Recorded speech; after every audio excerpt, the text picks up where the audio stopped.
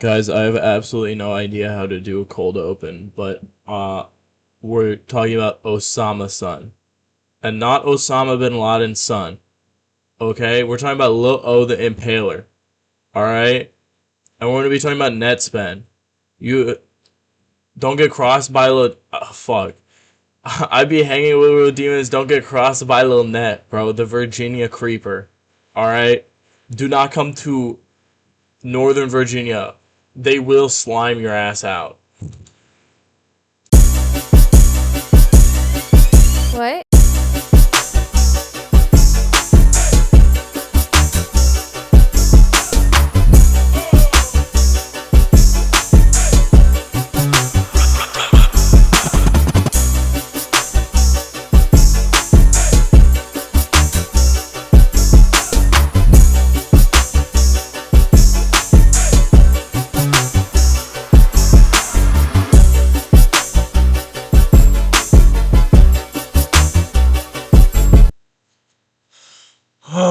Welcome back. It's been a few minutes. I am live and alive from New York State. It is HANKcast, and I was out for a little bit. A little personal news. I was out for a little bit because I had an anal cyst. I wonder how that happened. Um, but I was out for a little bit. They gave me some narcotics at the ER. They drained it. It's whatever. And I was just busy. I mean, I'm a college student, okay? I had some exams. But we're back now. And today, we're not going to be well, we're kind of going to be talking about politics. We're going to be talking about music. And, yeah. I mean, we're going to be talking about some music. We're going to be talking about some politics a little bit, maybe. We'll see how this goes. I'm kind of freestyling this because I need to get some of these out. So the next few episodes are kind of be more rant focused, more like the first episode. So this week or last week, Psychotic by Osama Sun was supposed to drop. Friday, October the 3rd, Friday. It was supposed to drop. It was supposed to release, and it didn't. We got a playlist. And by the time this is released, it may or may not have been dropped. But we got a track list for the album. We got a few of the songs leaked. Function, the eighth track, and Addicted, the third track. But the only way I can describe the sound of this album is like evil laced fentanyl Satan 666 pack. Like, this is evil music. The beats are fucking insane. Like, it's maximalist, it's ADHD. The singing is it's very drugged out. It's not like Che, who on Rest in Bass just kind of like screamed his way through the album. You know, I mean, I don't know if anyone's heard Mannequin, but he's yelling. The whole album, Che is basically yelling. But Osama Sun's voice is very drugged out. It's, he has a pretty interesting flow. It's very melodic, which Osama Sun has always had a very melodic flow. And I'm not a big Osama Sun fan. I didn't really like Jump Out. I thought it was like a 5 out of 10. I thought Flex Music was like a 3 out of 10. And I thought Osama Sun Season, I didn't listen to it. And it was mostly because I found a lot of his songs boring. Now, the beats and the production on those albums were also questionable for me. And this is largely because it was a lot of sort of that net spend, like that sort of okay Gyro, Legion, Rock, like all those sort of newer producers. I mean, Rock's been in the game for a while. I mean, Rock's Cernovich has been making beats. He was a producer for fucking Yeet back in 2020. But like, there's sort of this new sound. It's a lot of, you know, the crazy snares, crazy drum patterns. Like, you know, I mean, it's, you know, it's the new sound. I mean, Che is doing it. Osama Sun's doing it. You know, all the underground rappers are doing it.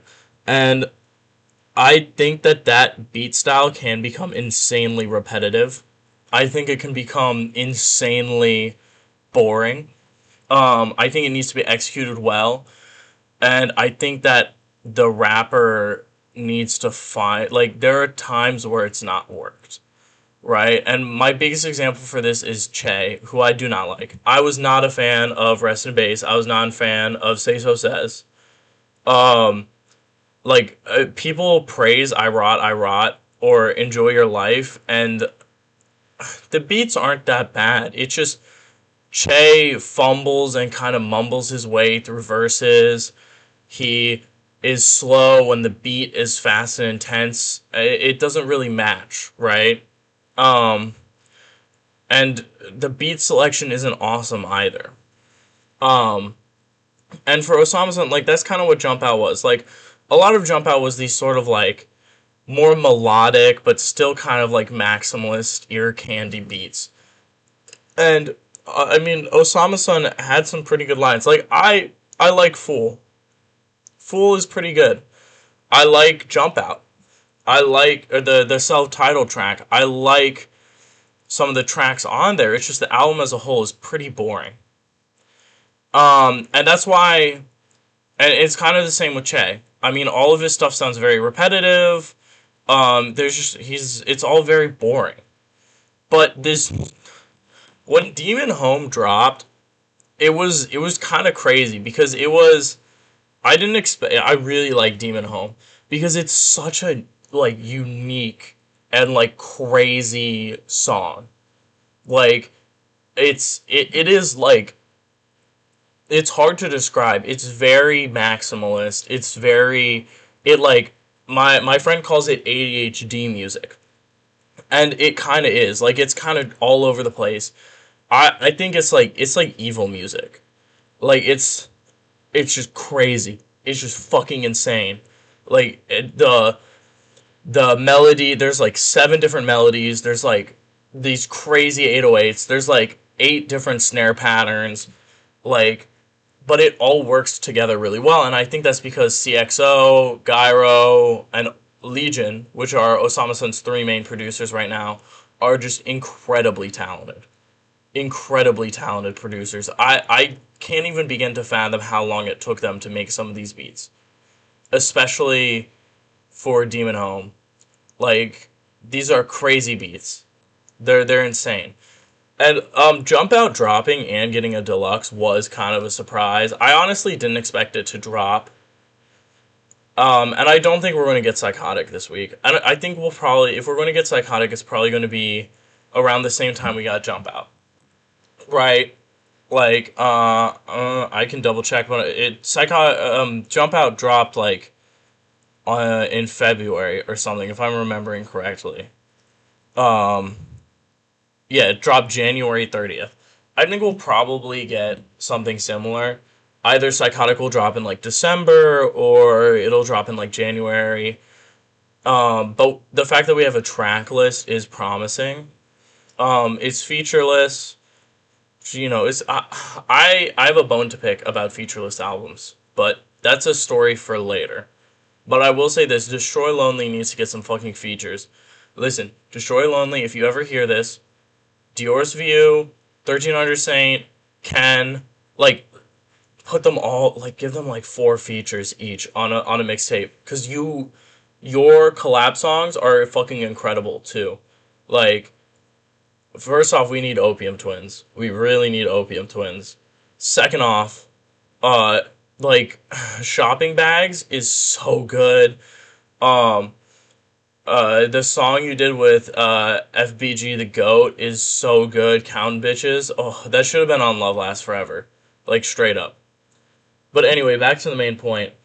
Um, there have been a few more leaks with Psychotic, specifically the song Function, which it's kind of like this crazy beat, and then a very drugged out Osama Sun is kind of like mumbling melodically, and he's like, it's very sing song like, and the contrast, it's almost like there's a contradiction between the beat and the song, and that just like, it's very creative, it's very engaging for me. I like it a lot, and I think a lot of rappers look at like especially new ones, they look at like Uzi and they look at like, Thug and all of these people who like will just enter flow states and they're like, I need to be able to do that. But no, I mean, sing-songy and like ear candy music is perfectly fine. I mean, how the fuck do you think Travis Scott got famous?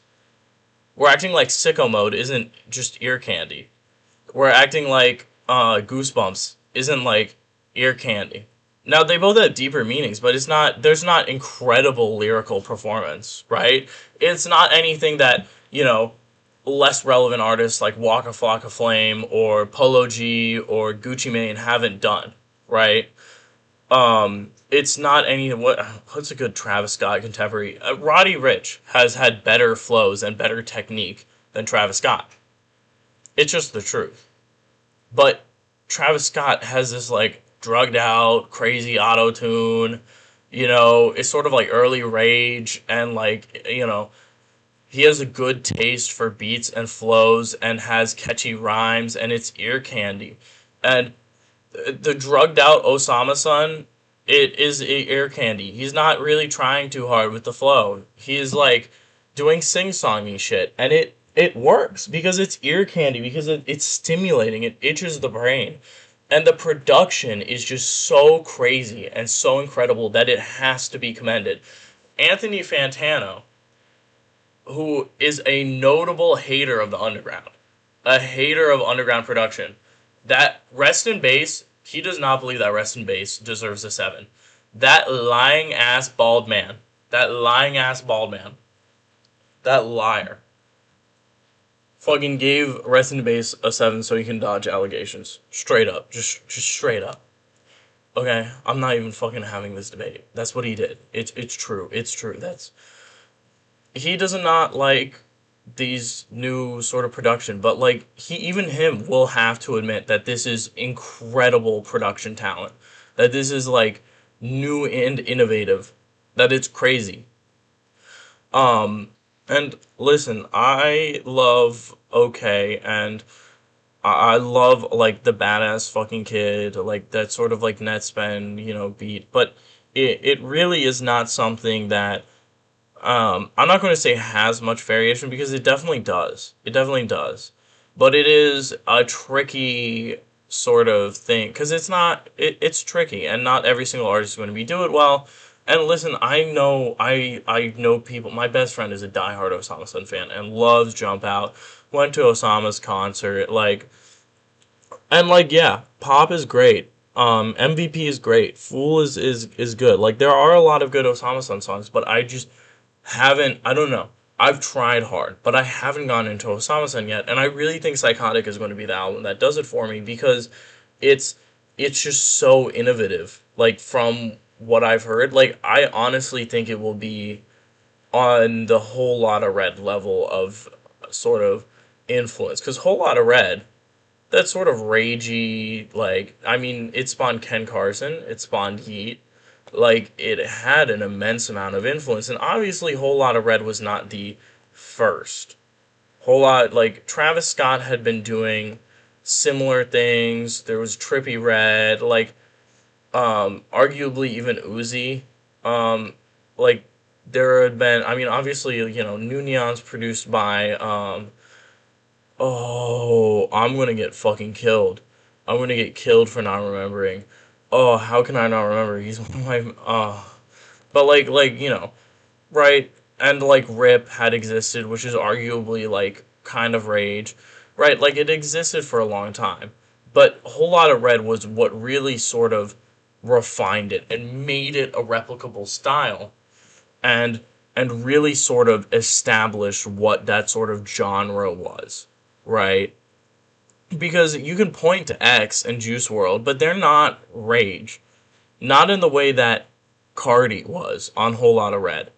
Like, and after Whole Lotta Red, like, there's a ton of influence. There's a ton of places. I mean, even Pink Tape, even Uzi sort of copied Cardi's flow a little bit.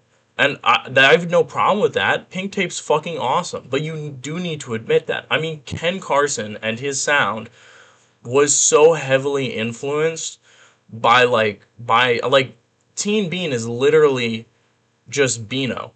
Like it's just in terms of production, sound, flow, it is a carbon copy of Beano. And that was one of the breakout, singles that Ken had that really propelled him in the underground. Yeet was doing those trippy rage beats. I mean, TRGC and Shark Boy really got going after Whole Lotta Red when they started working with Yeet on those sort of sounds. And I mean, it's reflective in the unreleased work too. I mean, listen to Back on an X by Yeet. I mean, like, that song, it's 2 minutes long, and it feels like sort of like it's a ragey, like synthy, like all of these. Like, I think Psychotic will be similar. I think after Psychotic, we're going to start seeing artists have their own takes on these sort of beats. And I think producers like Gyro and CXO, immensely talented. Legion too. All of them are going to become far more prominent, just as Richie Souf did, just as Art Dealer did, or and we've seen this thousands of times. I mean, Young Thug with Wheezy, right? Like, this is sort of the cycle of how it works, and I think Psychotic is going to be that next album. If you would ask me, I don't know, I think like 2 weeks ago, if Psychotic was going to be good, I would have said there's a decent chance if a lot of the songs are like Demon Home.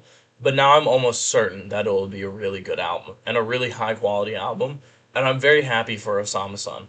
And this tangent kind of brings me into like this sort of bigger point that like right now we're sort of in the part where the underground is really going to start pushing up, start bubbling up. And I think it's important for a lot of mainstream artists to look at that now.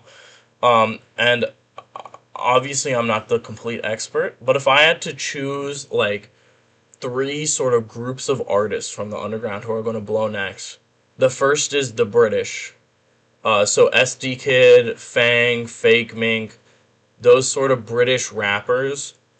SD Kid has already blown up. He has 3 million monthly listeners on Spotify. That's kind of insane. I mean, his Project Rebel was really good.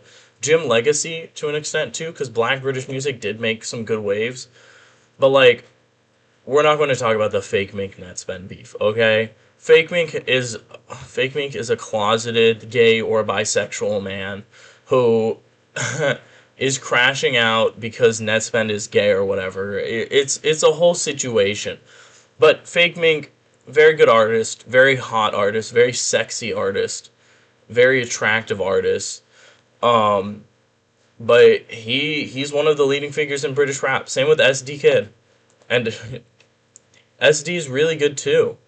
Like, and then there's Fang, right? And all of these sort of artists are sort of like mixing British drill with sort of Blade and Echo 2K's sort of like Swedish cloud rap and like sort of the American sort of new wave. And these guys are really like, I think they will have a lot of motion. Like in 2 to 3 years, I could see some of them going, not definitely number one in England, but also possibly even some top tens in the United States. Like, they're going to have some big albums, and Central C definitely was a major motivator in pushing British rap to America. And I love Central C. Central C's great. He's not really my cup of tea. I'm not a big drill guy.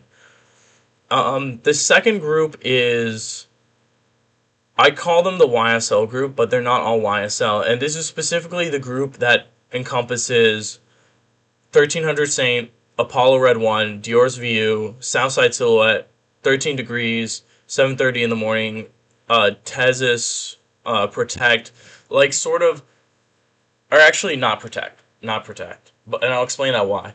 But there's sort of a clique of artists that collab a lot. And if I had to narrow it down to a few specific names, it would be Nine Vicious, Nine Victims, Apollo Red 1, 1300 Saint, Dior's View, Southside Silhouette, Skate Star, and Tezis, and, yeah, I'll say, yeah, Diamonds, and then, 13 Degrees. These 9 artists collab a lot. They're very close. They share a lot of producers. 1300 Saint already kind of has blown up with All Hail. He's definitely in the underground. Apollo Red 1 is obviously signed to Cardi. Dior's VU has been dropping projects with a lot of really good songs, but he really hasn't dropped a fully fledged in-depth mixtape since Ashes. But either way, has shown a lot of promise, gained a lot of relevancy in the underground. Southside Silhouette recently had an album this year, which was very good. I believe 7:30 in the morning dropped recently. I've not listened to that album yet. But like, and then obviously Nine Victims. We're not going to talk about Nine Victims. Skate Star recently had Pale Fever, which was or Pale Fingers, or his most recent tape, which was very good. Like, all of these guys are generating a lot of influence on the underground, and they frequently collaborate, and they frequently work together. Oh, Until Japan is also definitely in that group. But you know the group, if you know one of them, you're going to learn about the rest of them because they collaborate so much. And that group is sort of taking, influence from Young Thug, influence from Future, from Cardi, from their own sort of flair. Until Japan takes a lot of influence from like Kendrick Lamar as well as older, sort of more, I guess, conscious rap. But they all take a lot of these influences from Atlanta, from New York. Like, they're all very good at combining, and they sort of create this fusion sound. And each of them has a little bit different one, but it's characterized generally by sort of heavy bass and snare patterns with ear-catching melodies, typically darker sounds, and stucco flows, like sort of going from like more stucco, like to more melodic, right? Um, and I mean, it's really good. Like, listen to African King by Dior's View. If you have time, listen to that song. It's only like a few minutes long. It's one of my favorite songs from the underground in the past. Like, it's one of my favorite songs in general. Like, it's so good. Listen to 1300 Saint. Like, listen to these artists. Like, these guys are the ones that they love their fans. They're incredibly talented. They all sort of have their unique sound, but they're incredibly good at fusing and blending sounds together. So, sort of the third group of the underground that I think is going to blow up next is the Netspends, like the ADHD, the Evil Pack music.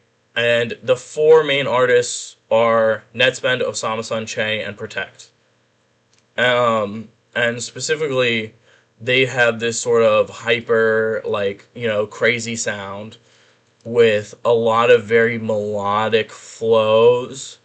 Obviously, Che has sort of broken that with Rest in Bass, where it's very, like, scream, stucco, like, it's melodic in the fact that the repetition is very similar. But they all have, like, these crazy fucking sounds. And I think Protect's most recent album, 500 Days of Summer, I thought it was a very good, I thought it was a good sort of encapsulating piece of work that, oh, excuse me, that I think really showed what sort of this sound was like. It's sort of a style book, right?